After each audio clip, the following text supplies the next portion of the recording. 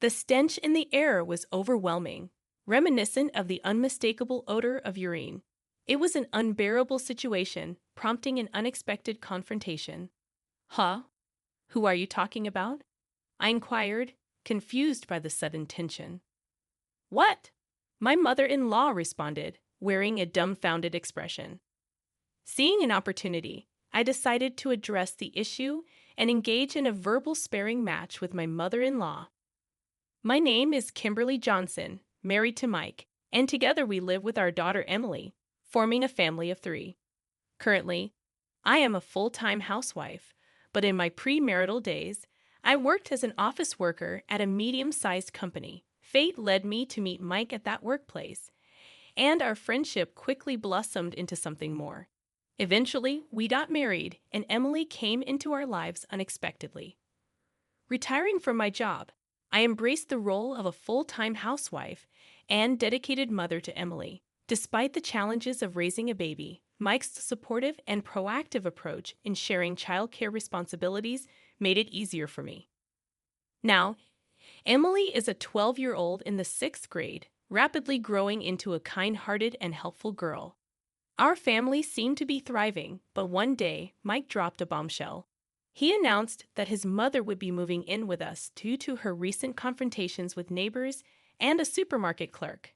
My face paled at the news, as I had never been fond of Mike's mother, and the idea of living with her was surprising and unsettling. Mike explained that she seemed to be acting out due to loneliness, and it was decided that she would live with us to avoid causing further trouble for the neighbors. As time passed, our life with Mike's mother unfolded, and, as anticipated, she developed a genuine fondness for Emily. Her interactions with our daughter seemed to bring her genuine happiness, and I sensed that her loneliness might be subsiding. Remarkably, she ceased causing trouble, refraining from confrontations with neighbors. It appeared that Mike's prediction about her aggressive behavior being rooted in loneliness was accurate. The new chapter in our lives seemed to have filled the void in her heart, fostering a positive change in her demeanor. However, despite her newfound satisfaction, her attitude toward me remained consistently harsh. My mother-in-law, with her myriad of unpleasant traits, opted for indirect expressions, often choosing to criticize my housekeeping skills. While I had anticipated this, her lack of mercy surprised me. One day, she fixated a harsh glare on me, asserting that the rice I had prepared was too firm. Taken aback, I responded really, yes. In response, she coldly retorted, "You should try it yourself." Obliging, I tasted the rice, finding it to be just as consistent in texture as my usual preparations. "No, it's not," she insisted, perpetuating the ongoing challenge of navigating her critical disposition. Despite my attempts to defend the rice's texture, she persisted, loudly expressing her displeasure and deeming me unfit as a mother. It felt like a relentless attack, and she showed no signs of backing down. Feeling somewhat defeated, I decided to compromise and attempted to make the rice softer by adding water to the rice cooker and cooking it again. To my dismay, only my mother-in-law seemed to prefer the altered texture. Mike and Emily, with subtle expressions, made it clear they were not fans of the softer rice. In this ongoing saga, I found myself in a managerial role, caught between the demands of my mother-in-law and the preferences of my own family. Unfortunately, the critique extended beyond rice. She began to scrutinize my cleaning methods, particularly my reliance on a vacuum cleaner. In my view, modern vacuum cleaners were efficient in removing dirt and dust, making them suitable for floor cleaning.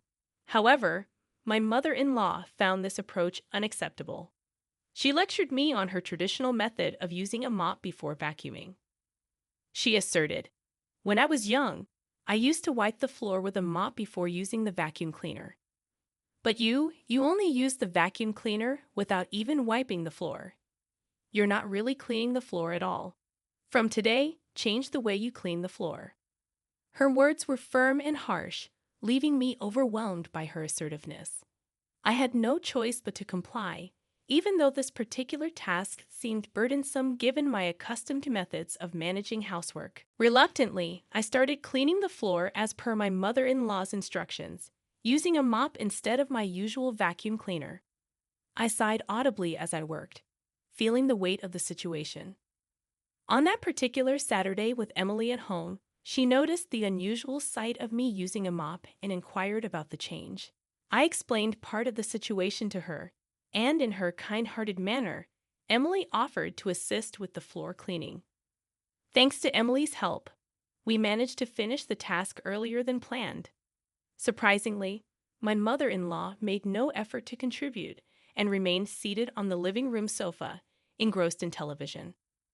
I couldn't help but sigh again as I observed her in action. Envy crept in as I thought about how she had it so easy, sitting comfortably while we worked. Frustration simmered within me, fueled by her complaints about my cleaning methods without offering any constructive guidance. Despite our diligent efforts, my mother-in-law seemed indifferent, allowing Emily and me to toil without lifting a finger. Her apparent coldness and brazen attitude began to irritate me. However, Emily, displaying her kindness, approached her grandmother and initiated a gentle conversation. "Grandma, what are you watching?" Impressed by my daughter's actions, I felt compelled to engage with my mother-in-law. "I was wondering too, what are you watching?" I asked, trying to bridge the gap in our strained interaction. A shocking moment unfolded when my mother-in-law abruptly declared, "You both stink. Don't talk to me ever again," the echoes of her shout reverberating in the living room. Confused by her outrageous comment, I sought clarification. "Do we smell? What kind of smell is it?" I questioned, trying to comprehend her statement. "It smells like piss coming from both of you. It's unbearable," she retorted, leaving me taken aback by her rude and unexpected remark. I seized what seemed like an opportunity to turn the tables and fight back. "Whose smell?" I asked, with a mischievous tone. Emily chimed in, "Yeah, Grandma, whose smell?" My mother-in-law wore a stunned expression as I boldly suggested, "The smell of urine is actually coming from you. If you can smell it, maybe it's time to change your diaper. Let's change your diaper, Grandma." To our suggestion, she appeared stunned once again. It was revealed that a few days earlier, she had an accident, wetting the floor near the toilet. Initially, Emily and I thought it might be a one-time incident, but as it occurred repeatedly, we realized it was a serious issue. Reluctantly, we convinced her to start wearing diapers. Perhaps, due to the effectiveness of the diapers, she had forgotten she was wearing them. The absorbent nature of the diaper may have prevented her from realizing when an accident occurred. Reflecting on her earlier harsh comment, everything began to make sense. However, my mother-in-law seemed oblivious to our explanation and wore a puzzled expression. Instead of understanding, she grew irritated and responded harshly, denying the validity of our remarks. "You're saying I wet myself. What are you all talking about? Are you speaking ill of me and being mean?" she accused, surprising us with a complete denial and a shift into the role of the victim. I couldn't shake the feeling that something was off about my mother-in-law's denials. The first time she wet herself, she was visibly embarrassed and upset, crying out of shame. It frustrated me that she now seemed to have completely forgotten the emotional impact of those moments. Despite Emily and me repeatedly presenting the truth and logical arguments, my mother-in-law staunchly refused to listen, portraying us as villains in her narrative. Frustration reached its peak, and I found myself unable to contain my emotions any longer.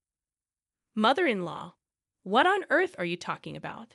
You are the only one here who smells like urine, so please don't blame us. And if you've forgotten about wetting yourself and wearing a diaper, check for yourself. Go to the bathroom right now," I exclaimed, my forcefulness surprising her.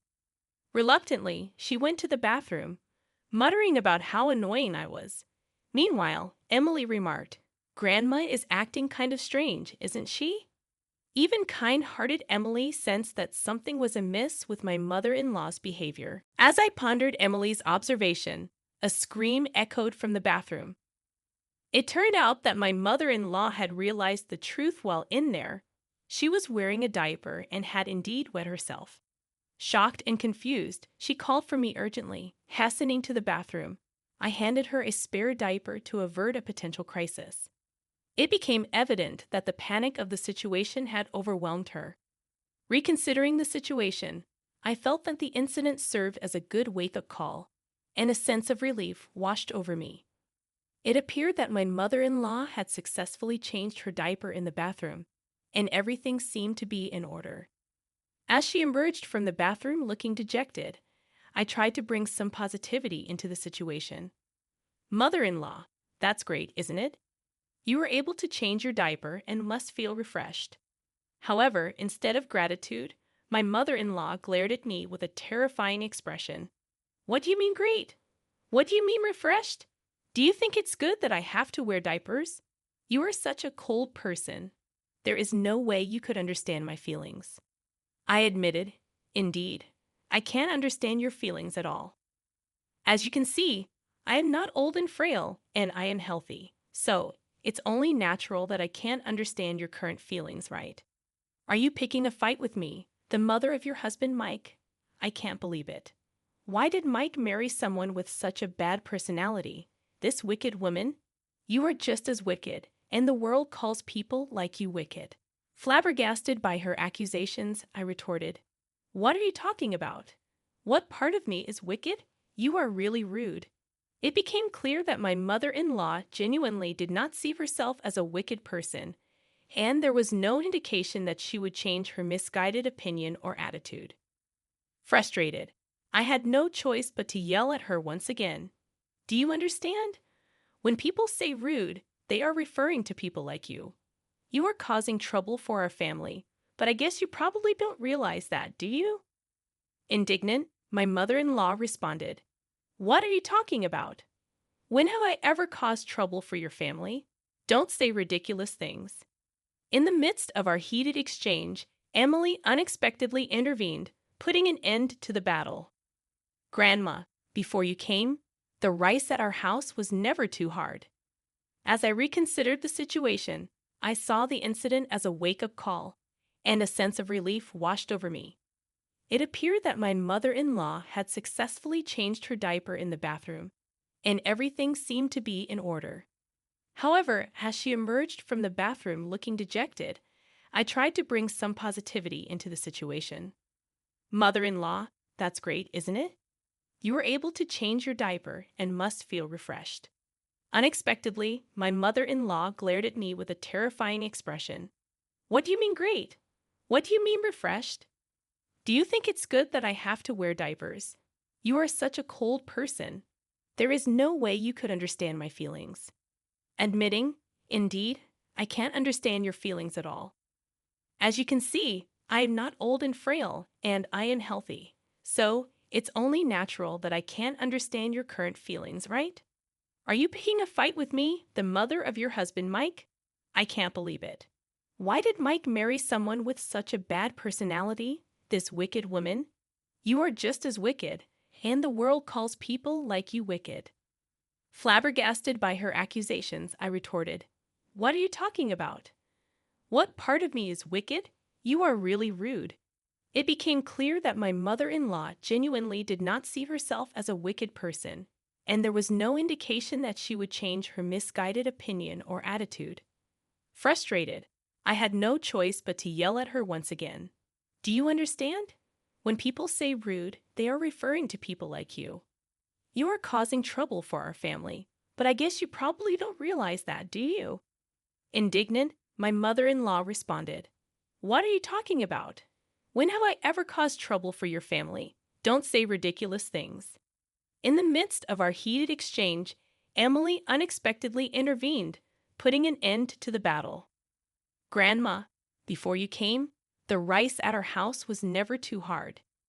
Emily continued, Since you came, the rice has been like porridge, and honestly, neither I nor my mom nor dad likes it very much. Surprised by such an opinion from her beloved granddaughter, my mother-in-law seemed quite shocked.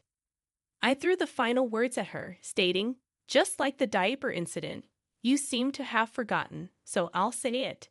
It's not that the rice I cooked is hard, it's because your teeth are dentures. Shocked by the revelation, my mother-in-law denied it vehemently, claiming it was a lie, and that she didn't have dentures. To settle the matter, I urged her to check her teeth in the bathroom mirror, leading her to realize the truth. Apologetic, she admitted to having dentures and apologized for her earlier behavior. Feeling refreshed, I handed her denture adhesive, and she re-adhered her dentures. When she returned to the living room, she apologized to Emily, who forgave her kindly. Touched by Emily's actions, I couldn't help but appreciate her hospitality. Despite the momentary resolution, my mother-in-law suddenly accused me of not cleaning the hallway properly, leading to the lingering smell of urine. Frustrated by her emotional ups and downs, I defended my cleaning habits, even offering to have her smell the floor. Eventually, she backed down and apologized again. Feeling that my mother-in-law's behavior was increasingly strange, I decided to consult with Mike. To our surprise, Mike also found her recent behavior puzzling, prompting us to take her to the hospital under the guise of a health checkup. After undergoing tests, the doctor diagnosed her with Alzheimer's disease, explaining that it's a form of dementia that progresses gradually. Witnessing her symptoms worsening, we eventually had to admit her to a nursing home. While the house felt empty without her, Mike, Emily, and I were able to spend happy days together. As life moved forward, Mike received a promotion at work, Emily won a writing contest, and I found a part-time job at a bakery. The atmosphere at home became filled with laughter and joy, marking a happy and fulfilling